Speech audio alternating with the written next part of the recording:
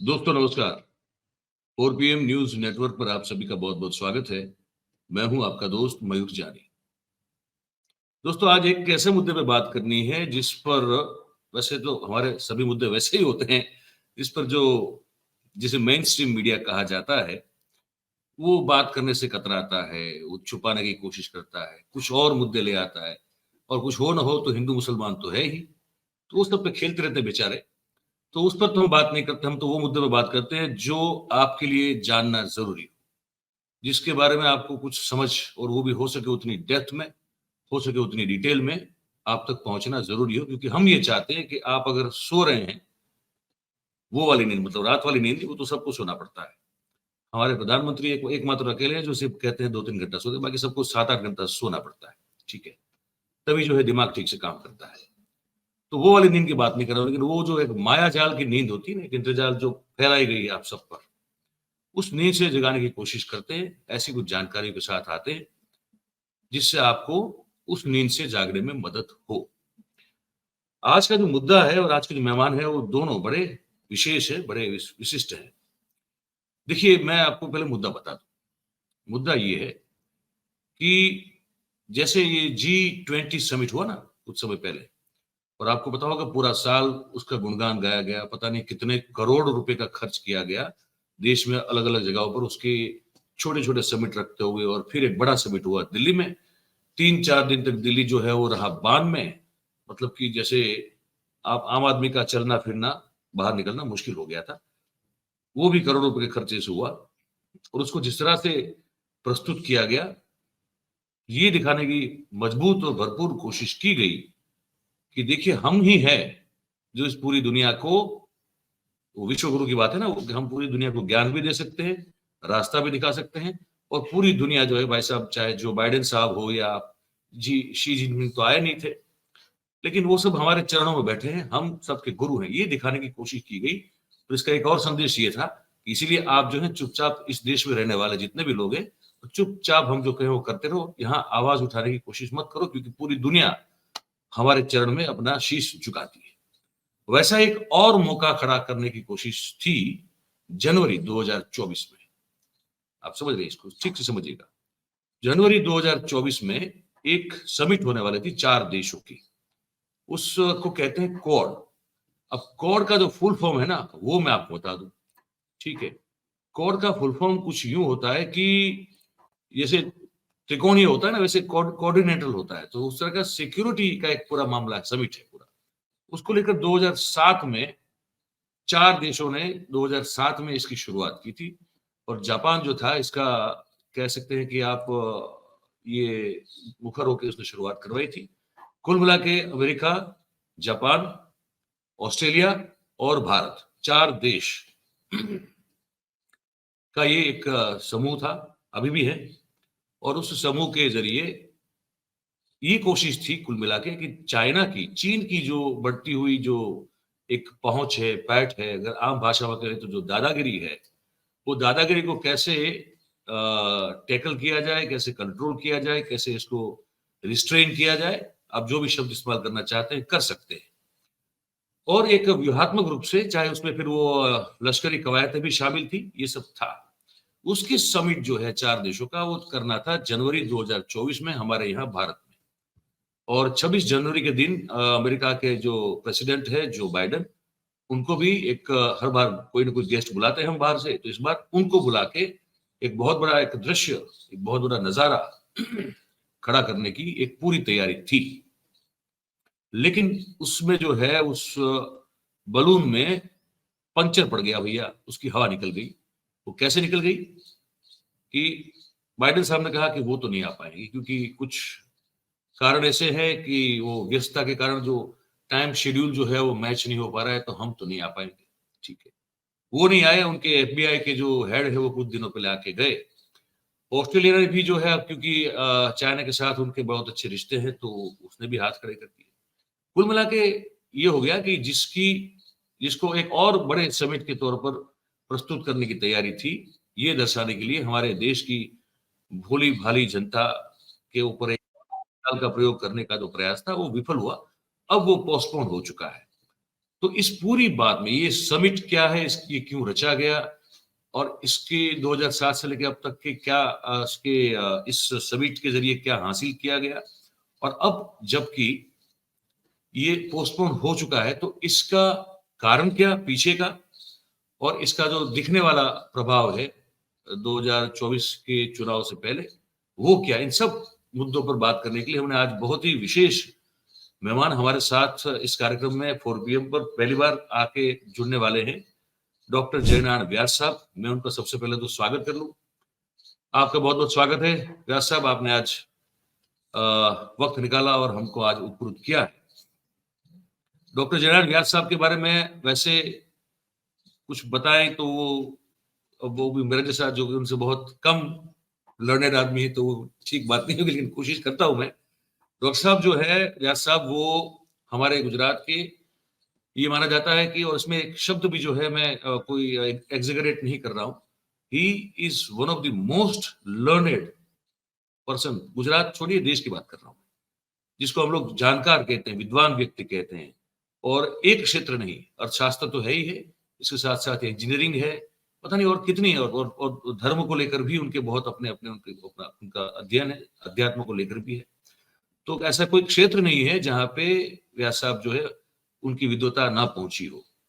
तो बड़ा हमको आनंद है। और दूसरी बात कि गुजरात सरकार में जब नरेंद्र भाई हमारे मुख्यमंत्री हुआ करते थे, तब व्यास साहब को भी उनको, अब वो कैसे, मुझे लगता है शायद मजबूरी में, लेकिन उनको मंत्री पद, कैबिनेट मंत्री पद देना पड़ा था, और व्यास साहब रहे थे 2 टर्म तक, और सरकार के प्रवक्ताओं में से एक मुख्य प्रवक्ता वो भी थे, क्योंकि जवाब कुछ भी देना हो तो उनको कहा जाता था कि आप दे दीजिए। मोदी साहब को मीडिया से मिलना पसंद नहीं करते।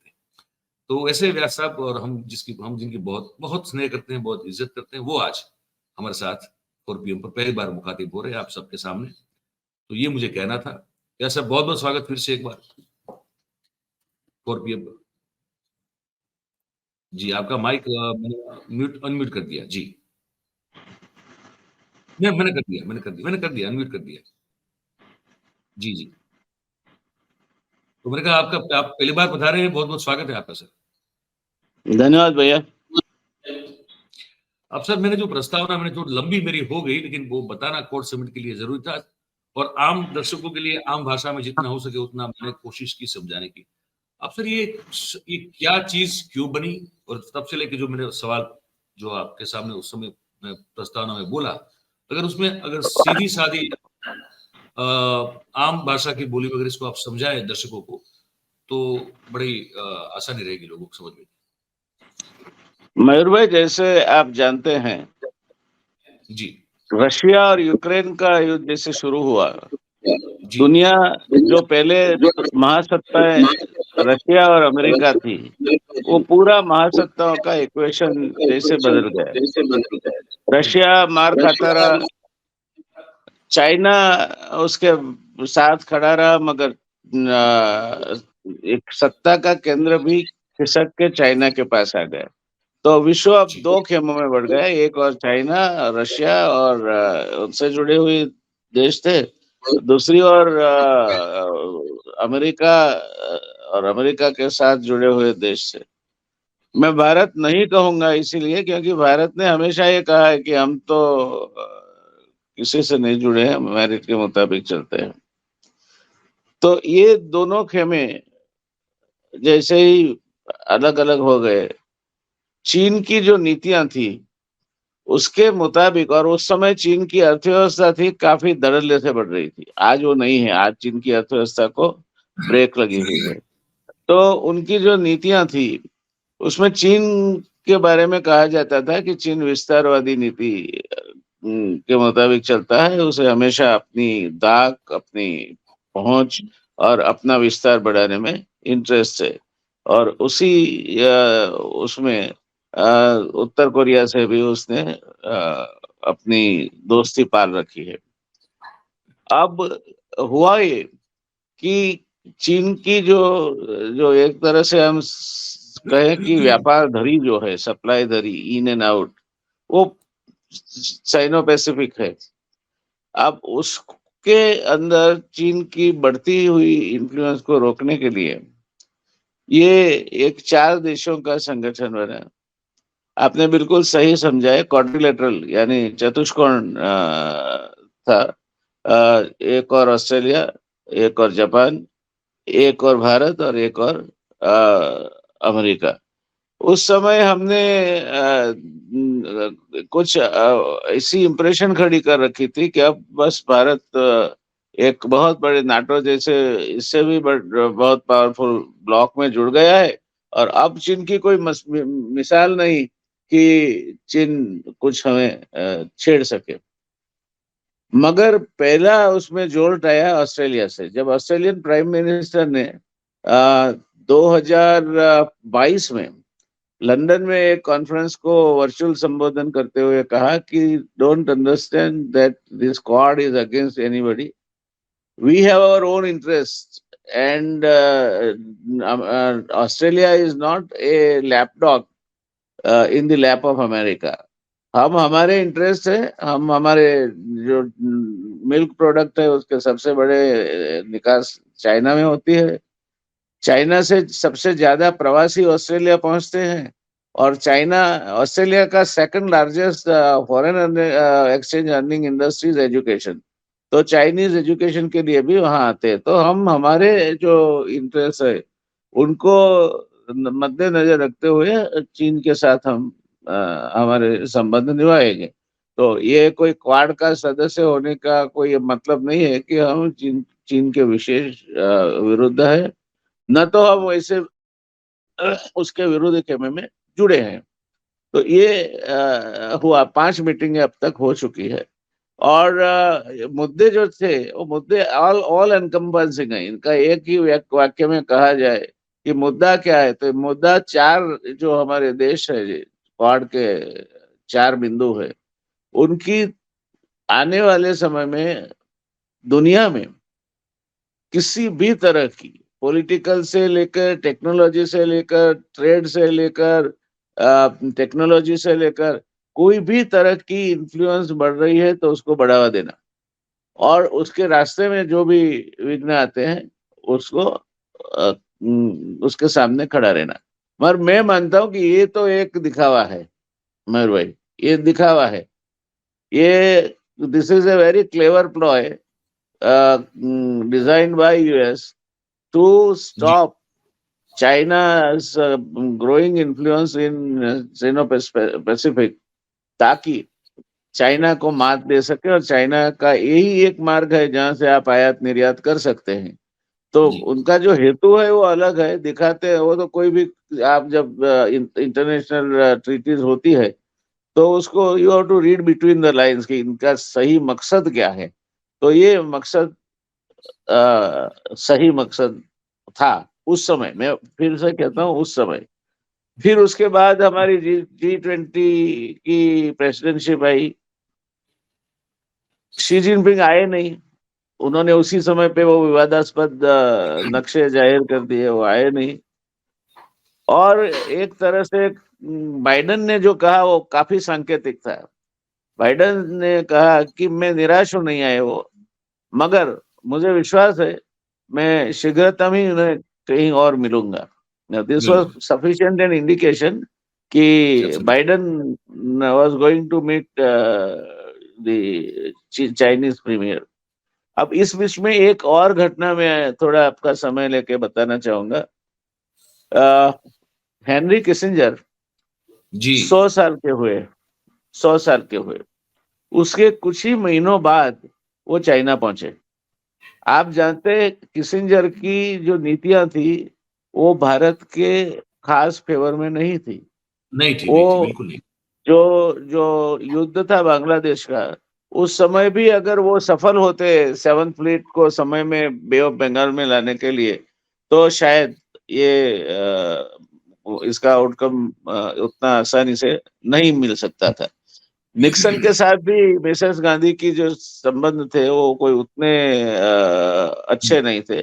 सो मच सो कि she told him on the face कि we are developing countries and still our spine is not bend. Is not bend उसकी हड्डियां सीधी है। ये निक्सन की आंख में आंख मिला के कहने के बाद वो निकल गई। और बाहर किसिंजर आके इनको बोलते हैं कि मैडम प्राइम मिनिस्टर आपने अच्छा नहीं किया। तो ये खटास उस समय भारत और अमेरिका के संबंधों में आई थी। फिर हमारे ट्रम्प साहब आए। ट्रम्प की तो एक मुद्दे की नीति थी, चाइना के विरुद्ध कैसे भी करके चाइना को रोको, ड्यूटीज डालो, नॉन प्रेफरेंशियल गुड्स में डालो, कुछ भी करो, चाइना को रोको। तो ये संबंध बिगड़ रहे थे ट्रम्प के समय में। बाइडेन के आने के बाद Kissinger as an architect of the world foreign policy for many countries, he went to China and met Xi Jinping. पहली बार चाइना और अमेरिका के बीच आर्मी लेवल की जो चैनल जो बंद पड़ी थी वो खुली और इनके निगोशिएशन शुरू हुए। अब एक चेंज था, जो बाइडेन ने जो कहा था उसका रहस्य अब खुला। जो एसीपी कॉन्फ्रेंस होनी थी कैलिफोर्निया में, उसके साइडलाइन पे शी जिनपिंग और बाइडेन मिले और एक ऐसी दुनिया को चौंका देने वाली शिखर वार्ता हुई जिसकी outcome Indo US Sino collaboration treaty में आई। और उसमें इम्पोर्टेंट ये था कि चाइना ने कहा कि हम किसी के दुश्मन नहीं है, ना कोई हमारा दुश्मन है। There is enough space for both of us to function in this world. मतलब ये हुआ कि अब चाइना और अमेरिका, वो जो दुश्मन थे, वो दुश्मनी कहीं ना कहीं काफी डाइल्यूट हो गई है और हम दोनों एक दूसरे के हित को मद्देनजर रखते हुए काम करेंगे। सर, जिस दिन ये हुआ, आपको समझ लेना चाहिए था कि जो क्वाड का जो इम्पोर्टेंस है वो भी डाइल्यूट हो गया, क्योंकि अब तो अमेरिका मिलिट्री ऑफिसर्स और बाकी के लोग भी सीधे जाने आने लगे, मिलने लगे और बातें होने लगी। तो ये जो क्वाड की बात आपने छेड़ी है, उसका एक उद्देश्य था। जिस उद्देश्य को लेकर वो फॉर्म हुई थी, वो अभी जो एसीपी कॉन्फ्रेंस के साइडलाइंस पे अमेरिका और चीन के प्रेसिडेंट्स मिले और उनको मिलने के बाद ये जो शिखर वार्ता इनके बीच हुई और उनके मिलने के बाद ये जो तय हुआ और बाहर बताया गया, तो मैं ये बात को काफी इंटरेस्ट से देख रहा हूँ कि पहले जो हम सोचते थे कि अमेरिका एक एंड पे है, चाइना दूसरे एंड पे है और दुनिया में ये जो पावर ब्लॉक्स है ये दोनों के बीच में बटे हुए हैं। मैं मानता हूँ कि चाइना भी समझा है, अमेरिका भी समझा है। आप देखोगे अमेरिका की मिलिट्री ताकत नहीं घटी है, मगर अमेरिका ने आज तक जितने भी युद्ध लड़े उसमें एक में भी निर्णायक विजय नहीं पाई, एक में भी नहीं। आप चाहे अफगानिस्तान ले लीजिए, वियतनाम ले लीजिए, इजिप्ट ले लीजिए, चाहे क्यूबा ले लीजिए, कहीं भी अमेरिका ने ऐसा इनकी छवि थी कि ये तो विश्व सत्ता है, जो चाहे कर सकता है, उसमें कुछ निकला नहीं। और क्या चाइना सही मायने इराक मामले में मान सकते हैं कि वहां पूरी तरह जीता था? नहीं, मैं नहीं मानूंगा। ये अमेरिका तो नहीं जीता। कौन जीता वो तो आप समझते हैं, मगर अमेरिका नहीं जीता। उनको वापिस आना पड़ा उनके घर में, यानी कि विद इन द कंट्री। ये इराक का जो युद्ध है, बुश के सामने एक बड़ा कैंपेन चला कि इसने हमें बाहर युद्ध नहीं छेड़ना चाहिए। और इसी की वजह थी शायद, जब बाइडेन आए प्रमुख पद पे, तब उनका एक डिक्लेरेशन था कि we will not fight wars outside the country on somebody else's grounds. और उसी के तहत अफगानिस्तान से अमेरिका वापस अपने देश चला गया और तालिबान का शासन वहां आया। तो ये परिस्थिति में अब फिर से एक इंटरेस्टिंग मोड पे आ रहे हैं। वर्ल्ड की जो दुनिया की राजनीति है, काफी इंटरेस्टिंग मोड पे आ रही है, क्योंकि चाइना पावर है मगर इज्जत नहीं है। अमेरिका की इज्जत है मगर अब पावर नहीं रहा वो। तो ये दोनों समझते हैं कि अब एक दूसरे के सामने हम तलवारें निकाल के ये शस्त्र युद्ध करेंगे, उससे किसी का भला नहीं है। सो दे आर इसमें इन सर फॉर अ इसमें स्ट्रेटेजिक सर फॉलो। जी, हम कहाँ है अभी? हम एज ए कंट्री भारत हम हम इस हम पूरे कहीं नहीं है। जियोपॉलिटिकल भारत इस पूरे हम जियोपॉलिटिकल मामले में हम हमारा दर्जा कौन सा है सर? हम एक जगह पे बिल्कुल खुददारी से खड़े हैं, और वो we are largest populated country in the world. वो हमारी अचीवमेंट है। अरे और बाप रे! अ, वो अचीवमेंट के बारे में हमें आपको सबको गर्व होना चाहिए। और बाकी नोबडी कैन चैलेंज अस, उसमें कोई चैलेंज नहीं कर नहीं, सकता। ना ना ना ना, ये हमारा खुद का आत्मनिर्भरता है, और निर्भरता के प्रदेश को चैलेंज नहीं करते आप। बाकी आप देखिए, पॉवर्टी में हम कई, हमारी पर कैपिटा इनकम बांग्लादेश से भी कम है। कई राज्य ऐसे हैं जिनकी पर कैपिटा इनकम आप देखें तो बिल्कुल नीचे के पदान पे खड़ी है। और उसमें भी अगर जैसे बिहार है, तो बाहर से जो पैसे रेमिट होते हैं विद इन द कंट्री, वो जी, अगर नहीं होते तो उनमें उनकी poverty would have been rampant.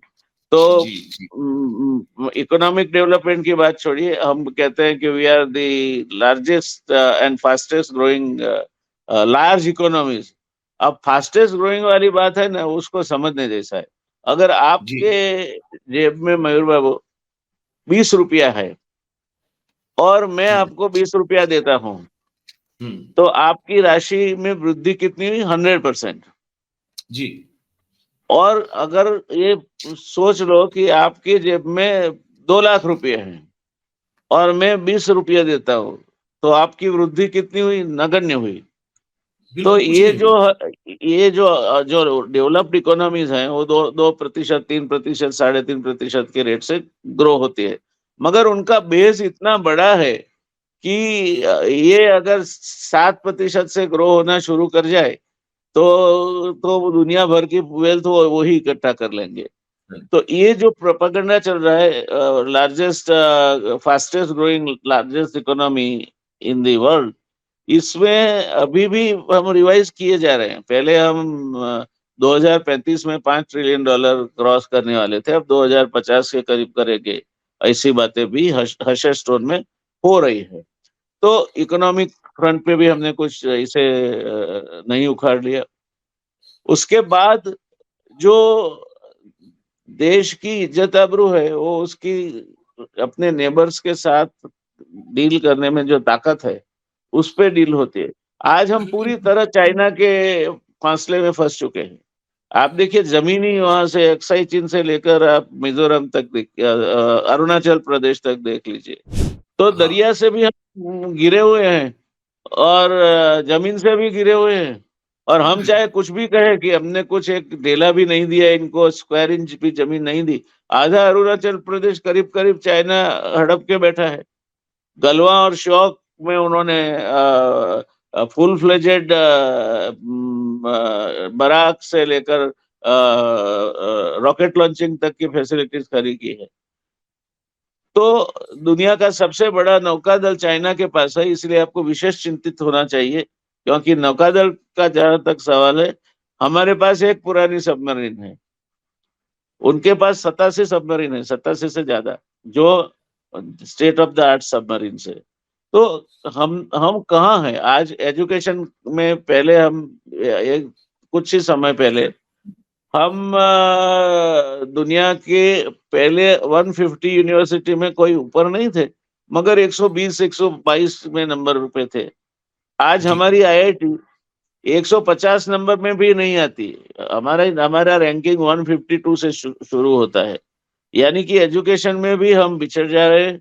और ये इम्पोर्ट चिंताजनक इसलिए है कि एल्विन टॉफलर और Michio Kaku, who are suppose to be the future kind of forecasters और futurologist, they say that knowledge will be the power. आने वाली दुनिया कैसी होगी? Knowledge will be the power, and who has earliest access to the knowledge shall be the most powerful. और आप देख रहे हैं आर्टिफिशियल इंटेलिजेंस क्या हैवॉक जी, प्ले कर रही है। तो आपके पास नॉलेज आएगा कहाँ से जब आपके एजुकेशन सिस्टम का दिवाला निकला हुआ है और आप और भी गिरते जा रहे हैं। आप अपनी जो कॉन्स्टिट्यूशंस ऑफ एक्सेलेंस थी, आईआईटी थी, आईआईएम थी, उसको हर जिले में ले जाने की आपकी जो ख्वाहिश थी, उसमें आपने उनकी क्वालिटी का सत्यानाश कर दिया है, ना उनको पूरा वित्तीय सहायता दे सकते हैं। तो ये भी तकलीफ है। हेल्थ और एजुकेशन जितना हमें खर्च करना चाहिए, हम कहते हैं 6%, 7% जीडीपी उस पर खर्च होना चाहिए, 3% के करीब भी नहीं कर सकते। तो आप, अच्छी बात है, हमारे पास ब्रेन्स हैं, उस ये हमें भारतीय जो हमारे वैज्ञानिक है, युवा है, उनकी क्षमता को नीची नहीं दिखाना चाहता, उनके पास क्षमता है। आज भी नासा में करीब 20-25% लोग हमारे हैं और वहाँ काफी अच्छा काम कर रहे हैं। मगर हो क्या रहा है कि जो लोग यहाँ तैयार होते हैं आईआईटी जैसी संस्था में पढ़ के, यहाँ उनको चैलेंजिंग जॉब नहीं मिलती, तो वो बाहर चले जाते हैं। सबसे ज्यादा माइग्रेशन होता था, अब एक और सोर्स ऑफ माइग्रेशन खुल गया है, इन्वेस्टमेंट लेड माइग्रेशन। तो इन्वेस्टमेंट भी जा रहा है, माइग्रेशन भी हो रहा है। जिनके तो पास ये पैसा है वो परिस्थिति, वहां का जो क्राइटेरिया जिस देश का है इतना, वो वहां पे इन्वेस्ट हाँ, करके उनको मिल हाँ, जाता हाँ, है वो परमानेंट रेसिडेंशिप, तो चले जाते हाँ।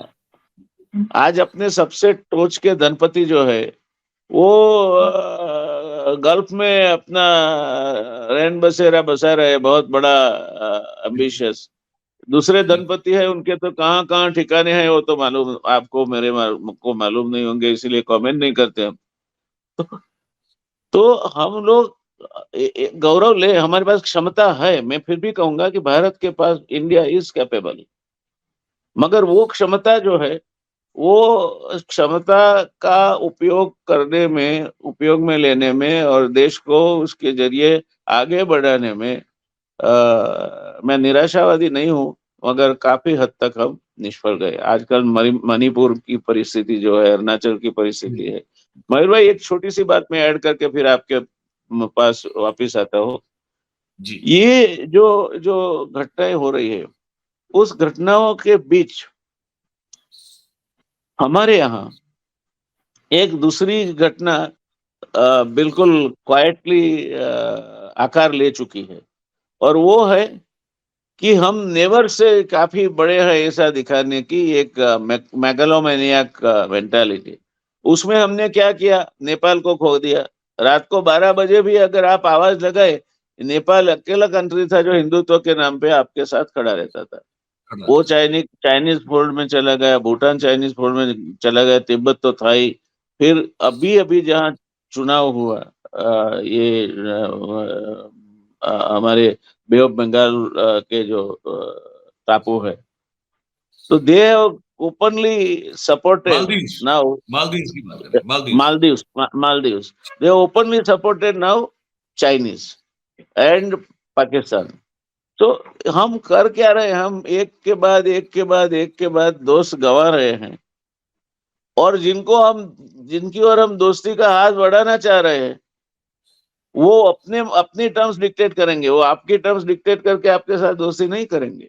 नहीं करेंगे। और Pakistan, because of the Jio political advantage, सब सब उनको सपोर्ट करते हैं। रशिया भी करता है, अमेरिका भी करता है, चाइना भी करता है।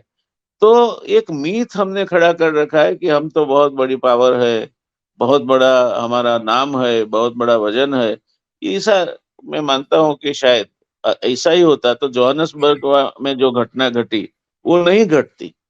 आपके प्राइम मिनिस्टर को प्लेन में बैठा रहना चाहिए। हालांकि प्राइम मिनिस्टर को ये मुद्दा खड़ा करना चाहिए था, नहीं करना चाहिए था, कौन रिसीव करने वाला है, वो प्राइम मिनिस्टर को दोष नहीं देता, ये विदेश मंत्री का फेलियर था।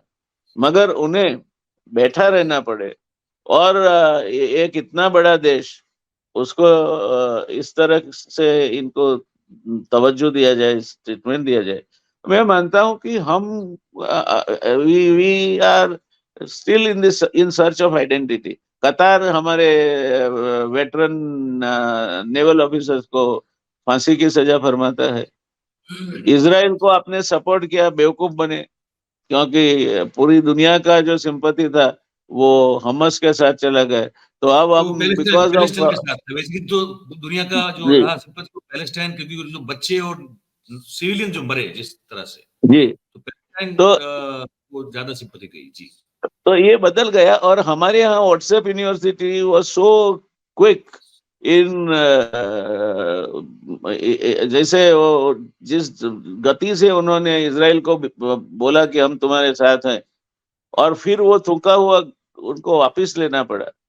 मैं मानता हूं कि कहीं ना कहीं हम वैश्विक घटनाओं को समझने में सफल नहीं रहे हैं।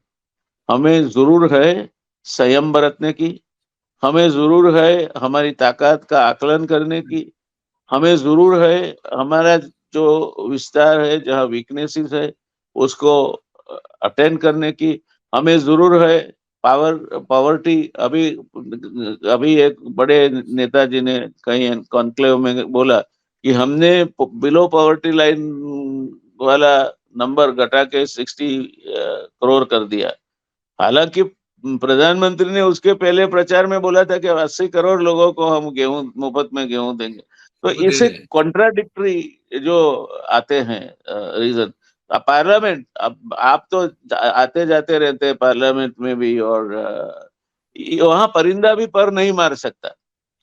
वहां आपकी सिक्योरिटी ब्रीच हो, what kind of security alert that you are getting, and what is your, जो इजराइल का भी किरकिरी क्यों हुई, क्योंकि the Mossad failed in giving them the timely signals about Hamas's intention of strike. तो ये सब चीजें हैं, कहीं ना कहीं we are more focused on local issues like Ram Mandir. We are more focused on local issues like Hindu Muslim. We are more focused on local issues like हमारे जो हम कहते हैं जिसको हम कि self, we are basking in self made glory. हम धूप में चले जाते हैं, खुद के गुणगान गाते हैं, फिर वापिस आ जाते हैं। अब तो तो ये एक सब ये भी चीजें हैं। है ना, इसी में आपको जोड़ दूं आपकी इस बात के संदर्भ में कि अमित शाह साहब ने तो बोल दिया कि पीओके का 24 बैठक है उसका भी प्रावधान रखा गया है। 24 सीट्स फ्रॉम पीओके, जो अभी हाल पीओके पाक ऑक्युपाइड कश्मीर है, ये बोले हैं अभी कुछ 1 या 2 दिन देखिए, ये पहले। बेजवाबदार स्टेटमेंट्स है। जबकि आपका इंटरनेशनल कम्युनिटी नाम की चीज है, इंटरनेशनल कम्युनिटी में आपका कितना वजन है वो आप जानते हैं। तो सर, ये जो हम कर रहे हैं वो किस लिए कर रहे हैं? आपने नेपाल के साथ तो संबंध इस तरह बिगाड़े हैं कि जिसकी कोई जरूरत नहीं थी। तो ये चीजें हैं मयूर भाई। उसके तहत अगर आप G20, जैसे G20 की, वो तो प्रेसिडेंटशिप 1 साल के लिए सबके पास आती है। वो कोई आपका बहुत बड़ा आप विश्व नेता नहीं बन गए थे, बारी बारी से सबके बारी आती है, आपकी आई, और आपने अपनी वो बारी का जो यश आपको मिलना चाहिए था, तो आप कम्युनिक भी नहीं ड्रॉ कर सके। हर शिखर वार्ता के अंत में शिखर वार्ता कितनी सफल रही, कितनी निष्फल रही, वो कम्युनिक बाहर निकलता है, उस पे उसका अंकन होता है।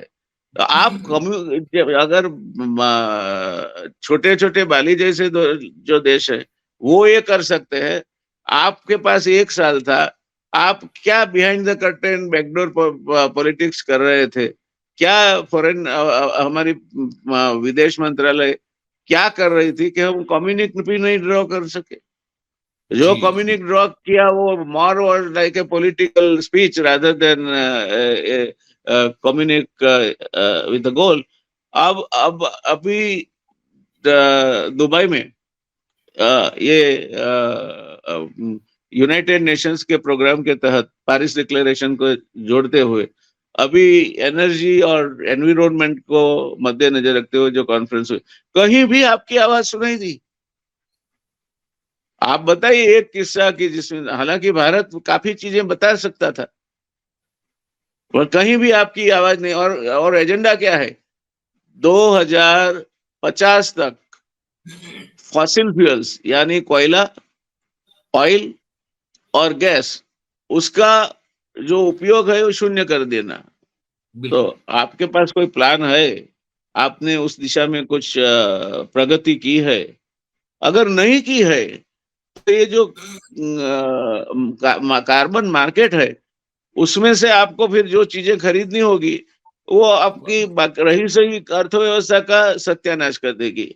और आखिरी मुद्दा, इतना बड़ा देश है, हम फॉरेन एक्सचेंज के बारे में हमेशा हमारा टिथ स्किन थिक बजट होता है, इनकम होती है। इतना बड़ा देश विश्व व्यापार का 1.7% हिस्सा रखता है। चाइना 17.5%, 17.5% हिस्सा रखता है।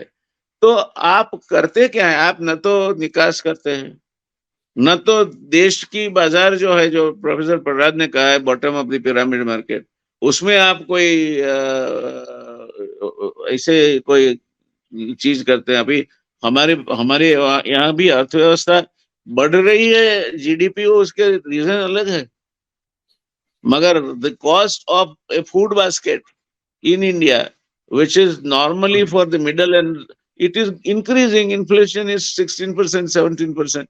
तो ये कल्याण राज्य है। अच्छा, फाइनली आपका ये ध्येय होना चाहिए था, equal distribution of wealth and equal distribution of opportunities. आज 80% वेल्थ करीब 10% लोगों के पास है। तो ये कहाँ आप खड़े हैं इनइक्वल डिस्ट्रीब्यूशन में? और अपॉर्चुनिटीज, जॉब अपॉर्चुनिटीज कहाँ है? अभी सरकार वो बांट रही है अपॉइंटमेंट लेटर्स। सरकार कितने लोगों को नौकरी में लगाएगी? आपकी अर्थव्यवस्था स्वयं ऐसी होनी चाहिए कि जिससे जो नौकरियां है अपने आप खड़ी हो। जी अमेरिका में अनएम्प्लॉयमेंट दूर करने में सबसे बड़ा हिस्सा सरकार का नहीं है। कोई भी देश में नहीं होना चाहिए, क्योंकि सरकार तो आपके पैसे खर्चती है उनको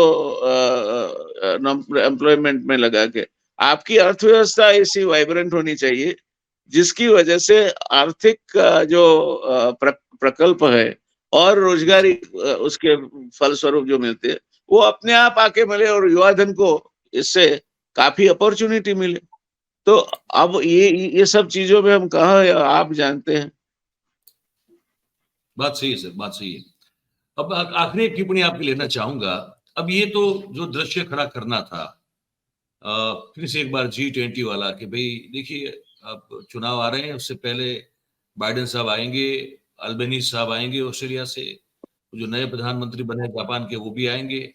एक बहुत बड़ा फिर जो है एक तामझाम और जिसे कहते हैं ना कि चकाचौंध करने वाला दृश्य खड़ा कर दिया जाएगा, और हाथ हिलाते हिलाते हर जगह वो फिर अपनी तस्वीर जो है वो सब जाएगी।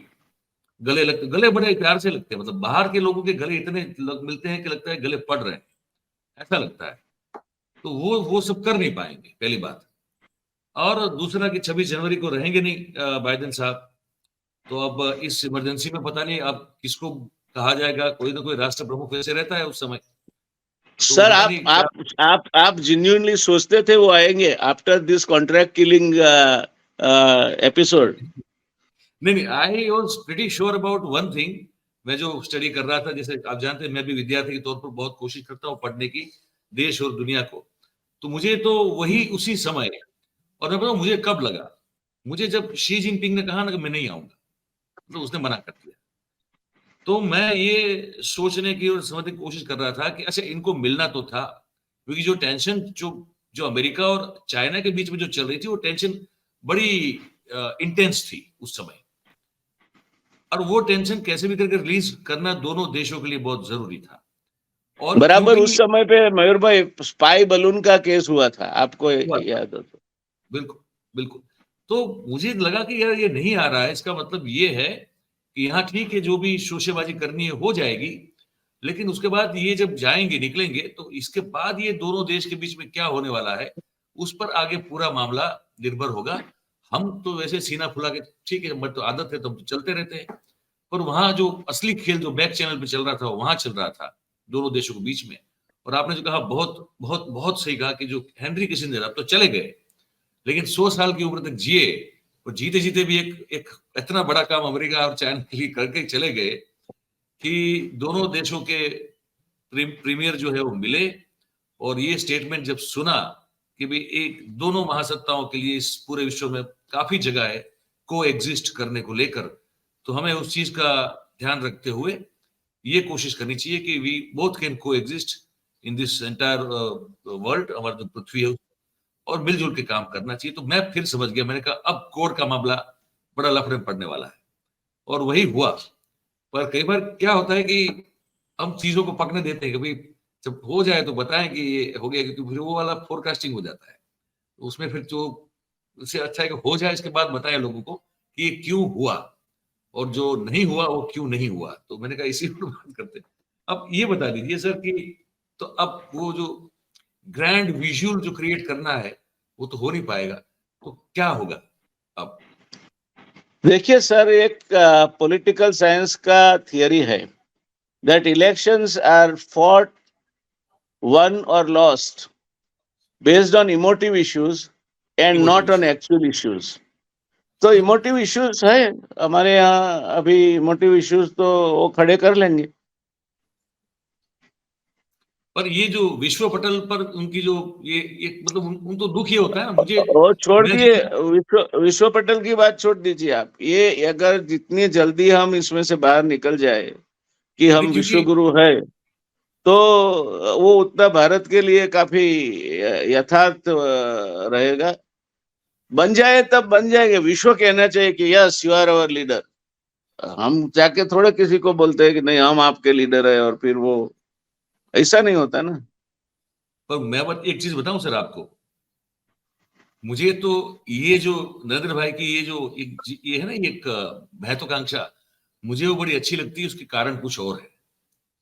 वो इसलिए लगती है कि कम से कम विश्व में छवि, उनकी छवि अच्छी रहनी चाहिए। उसके चलते वो कुछ आत्यंतिक कदम अभी भी नहीं उठा रहे हम लोगों पर, जो कि कब को अगर होते तो, अगर वो इच्छा नहीं होती तो उठा लेते। क्योंकि थोड़ा बहुत जो है अभी जो है वो जो कहते हैं ना कि वो लोहे का पंजा अभी तक पूरी तरह से कस नहीं रहे। वरना ये जो हमारा बैठ कर बात कर रहे हैं, आप जानते हैं जो भी जहां भी कोई तानाशाही मानसिकता वाले, या तो तानाशाह, दोनों में से कोई पकड़ लीजिए, वो जब किसी देश पर बैठ जाते हैं सत्ता पे, फिर वो पूरी तरह से उस देश को कब्जा कर लेते हैं। चाहे हमने हमारे पास बहुत सारे एग्जाम्पल है, 35-40 साल तक फिर उनका कोई कुछ कर नहीं सकता। चाहे सद्दाम हो या गद्दाफी हो या इंडोनेशिया के वो क्या थे उनका नाम, ये सुहार्तो थे शायद इंडोनेशिया में। सुकर्णो सुहार्तो दोनों, सुहार्तो, हाँ सुहा वो मलेशिया मलेशिया इंडोनेशिया के दोनों। मलेशियन, हाँ। ऐसे बहुत सारे एग्जाम्पल हैं।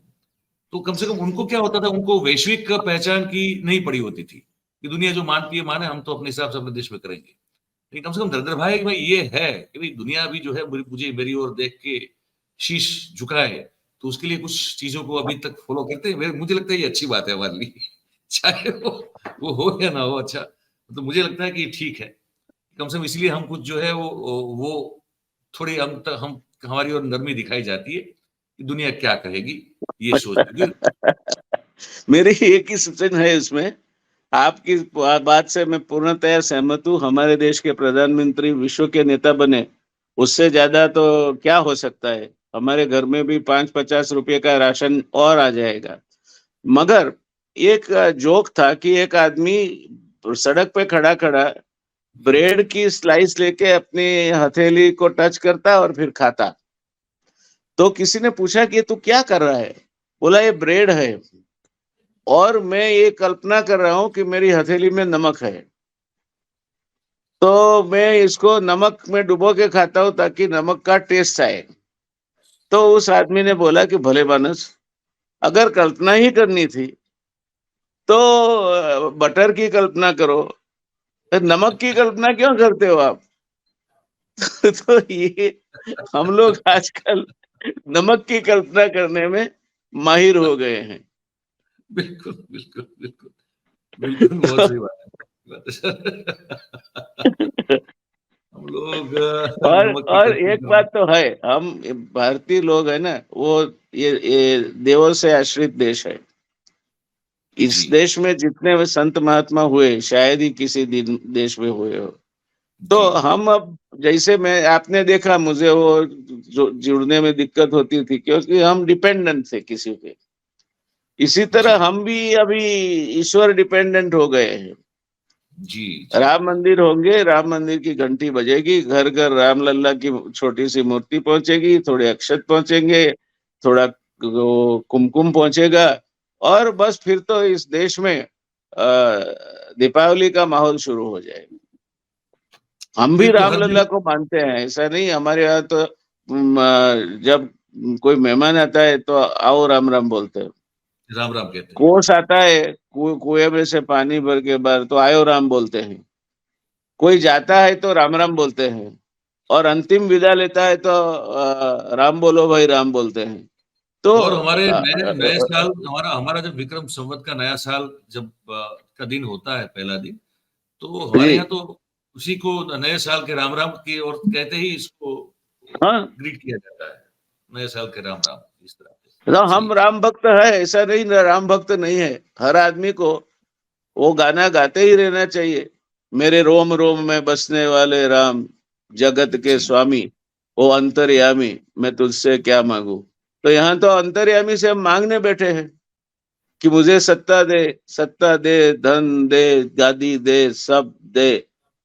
तो ये राम का क्या उपयोग हो रहा है। और उसके बीच इतना बड़ा देश, इतनी बड़ी इसकी छवि, उसकी संसद में घुसपैठिए घुस जाए।